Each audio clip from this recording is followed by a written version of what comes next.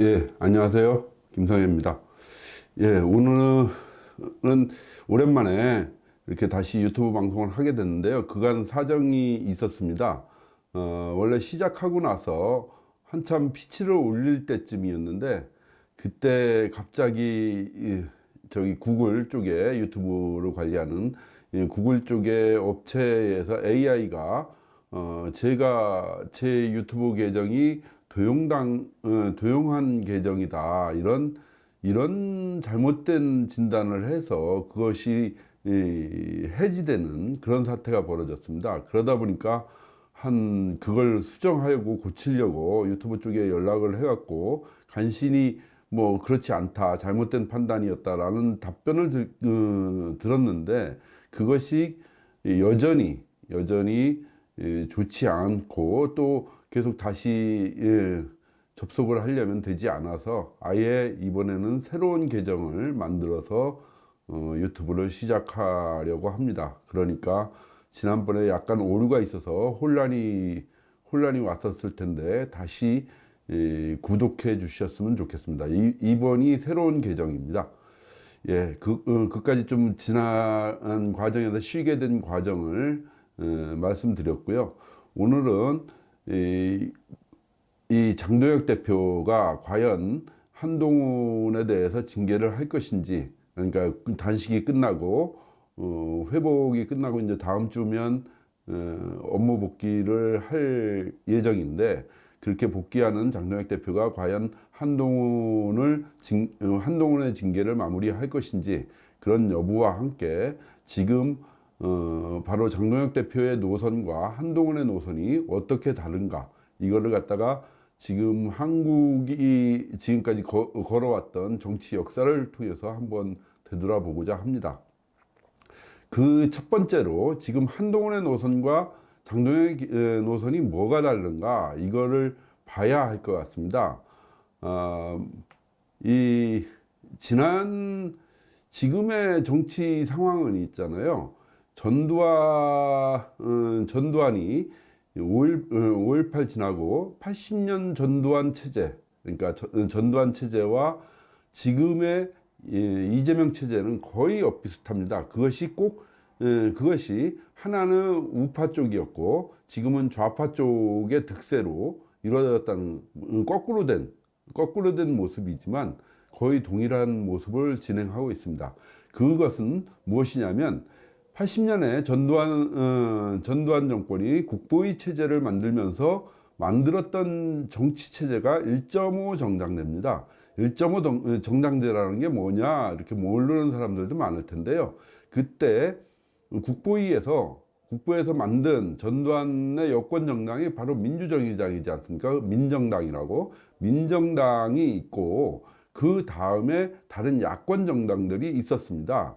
예를 들면 뭐 민한당이라든지 신정당이라든지 이런 야권 정당들이 있었죠.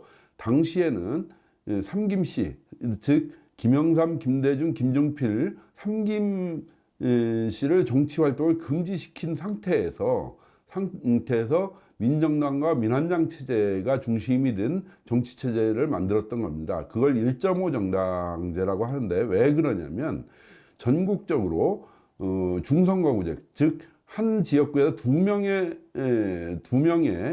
국회의원을 뽑는 선거제도였습니다. 그래서 여권은 당연히 여권은 하나의 정당이니까 민주정의당, 민정당 한 명은 전국적으로 후보를 내겠죠. 그리고 야권은 민한당도 있지만, 야권이 정치 권력이 있어서 통제할 수가 없지 않습니까? 그렇기 때문에 민한당도 있고 기타 정당들도 쭉 있겠죠. 그렇게 하면서 야권은 분열시키고 여권은 하나로 다 만들어서 전국적인 후보를 내는 민주정의당은 전국적으로 고르게 한 명씩 다 당선시키고, 그 다음에 분열된 야권은 어느 지역에서는 A라는 정당이, 민한당이 후보가 되고, 어느 지역에서는 또 민한당이 아닌 후보가 되고, 이렇게 돼서 야권은 분열돼 갖고 다 합쳐봤자 1. 그런데 다 합쳐지지 않지 않습니까? 또 소수 정당은 또 흡수하면 되지 않습니까?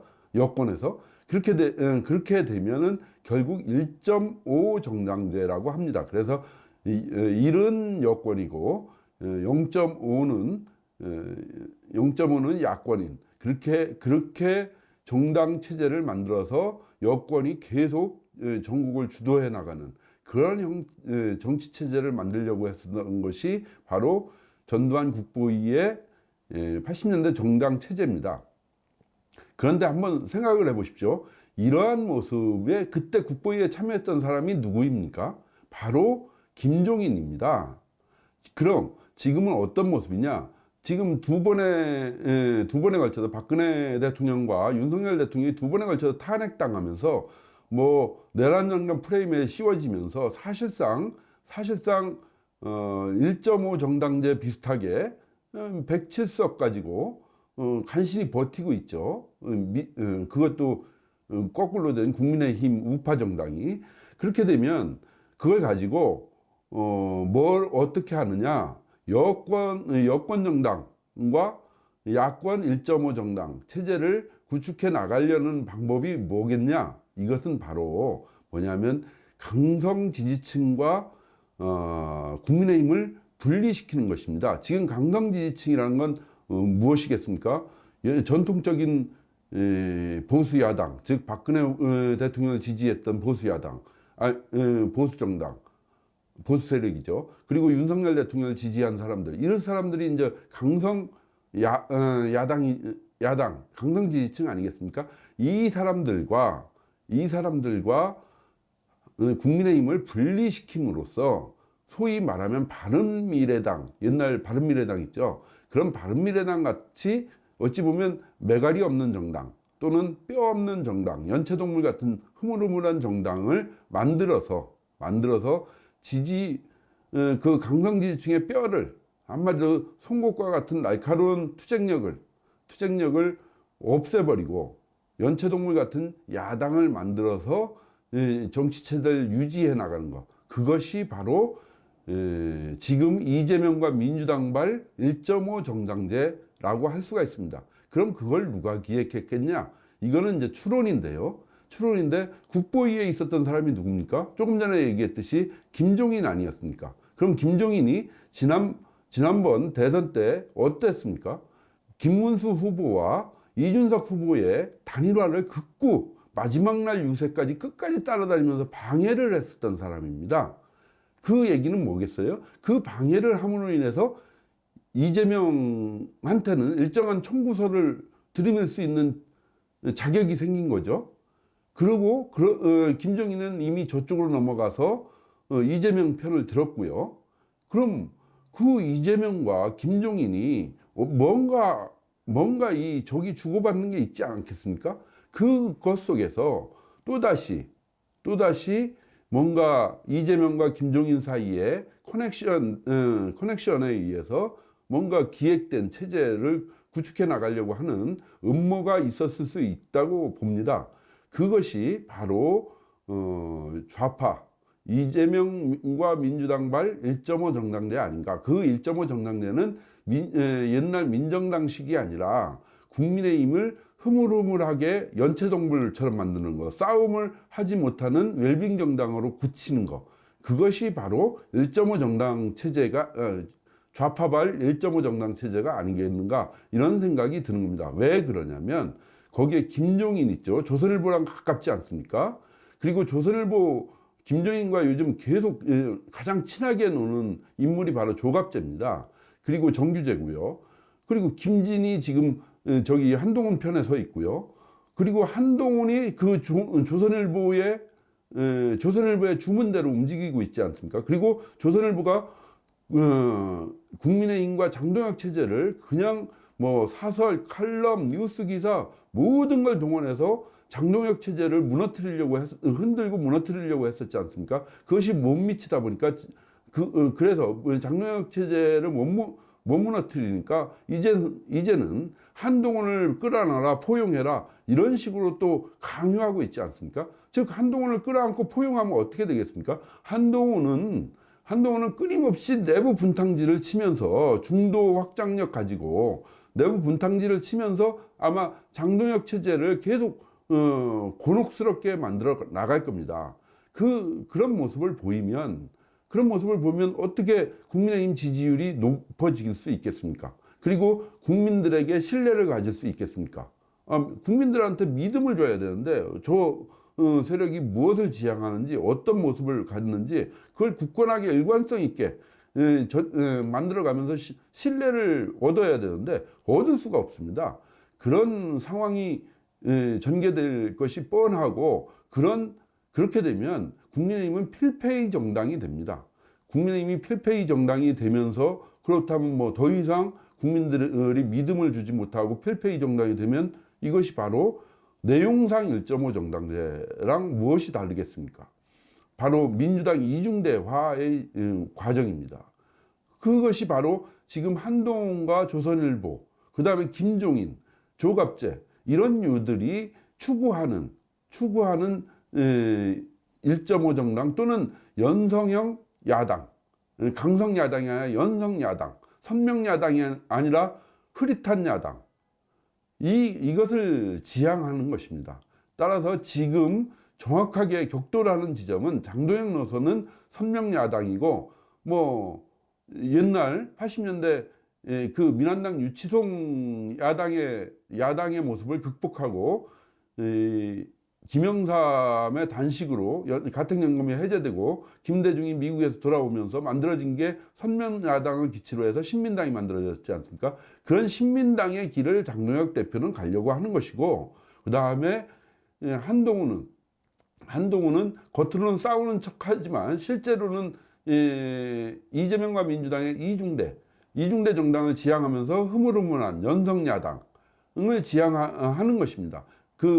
뭐 당연히 한동훈이 중심이 되면 누가 이제 강성인 윤석열 대통령 지지 세력이 지지하겠습니까? 아니면 뭐 박근혜 대통령 지지했던 보수 세력이 지지하겠습니까? 결국엔 그들은 또 나갈 거고요. 그렇게 되면 야권은 분열되고 분열됨으로 인해서 나타나는 1.5 정당제 그것이라고 할 수가 있습니다. 그런 모습으로 만들어가고 있는 것이 한동훈 노선이고요. 그래서 한동훈 노선은 민주당 이중대 노선, 1.5 정당제 노선이라고 할 수가 있습니다. 그런 관계에서 이렇게 그런 것이 명확하기 때문에 그것을 장동혁 대표 단식을 하면서 지금은 몸의 회복을 위해서 병원에 계시지만 장동혁 대표가 그런 정황을 정확하게 알고 있기 때문에 결코 흔들림 없이 한동훈 징계나 이런 문제에서 흔들림 없이 처리해 나갈 것이라고 생각을 합니다. 그러면서 정말 중간에 걸림돌과 같은 한동훈이 징계를 받으면 곧바로 이제 장동혁은 새로운 쇄신안, 저번에 얘기했죠. 쇄신안이 뭐겠어요? 보다 활기차고 젊은 정당으로서 국민의힘을 만드는 것이고, 보다 정책적이고 전문적인 정당으로 여연을 좀 더 강화해서 정책적이고 전문적인 정당으로 만들어내는 것이고, 그리고 대통합 정당, 우파의 대통합 정당으로 만들어 나가는 것입니다. 지금 우파의 제야 우파 4당이 있고 뭐 개혁신당도 우파라면 우파일 수 있는데 이 우파의 대통합 정당을 만들어 나가는 것입니다. 다만 이준석 문제에 대해서 또 경계하는 분들이 많을 텐데 그건 걱정하지 않으셔도 됩니다. 이번 특검을 하기 위해서 연대투쟁을 하기 위해서 연대를 하는 것이지 그 이상 선거 과정에서는 있잖아요. 그걸로 다 생각하면 됩니다. 간단하게 고양이한테 빨간 공 파란 공 쥐어주면 어떻게 갖고 놉니까? 아니면 강아지한테 파란 공 빨간 공 주어주면 어떻게 갖고 노냐? 장난감으로 갖고 놀지 않습니까? 그런 의미에서 그 개혁신당 이준석과 천하람은 그 뭐 의석도 없는데 그 두 석은 그냥 적절하게 얼르고 달래고 하면서 그들을 지지하는 지지층 그 부분을 자연스럽게 국민의힘 지지로다 일부를 흡수하면 되는 것입니다. 그렇게 그렇게 여유 있게 바라봤으면 좋겠습니다. 즉 그냥 강아지가 공놀이 하듯이 갖고 놀 거다. 그 공한테 강아지가 치일 일은 없다. 이런 생각을 하시면 됩니다. 그러면서 여유 있게 바라보시면 될 것입니다. 여기까지 장동혁 대표가 돌아오면 한동훈에 대해서 어떻게 처리할 것이고, 그리고 국민의힘을 어떤 방향으로 이끌어갈 것인지, 이에 대해서 말씀드렸습니다.